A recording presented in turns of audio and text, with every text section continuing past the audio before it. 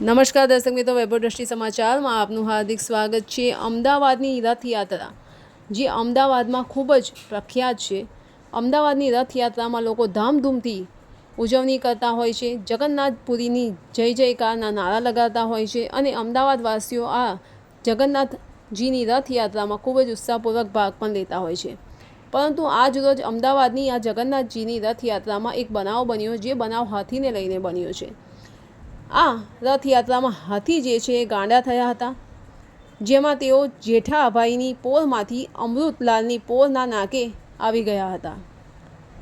આ જે બનાવ બન્યો હતો તેને કારણે હાથીઓ આમ તેમ દોડવા લાગ્યા હતા અને જેને કારણે રથયાત્રામાં અફરાતફરી મચી ગઈ હતી।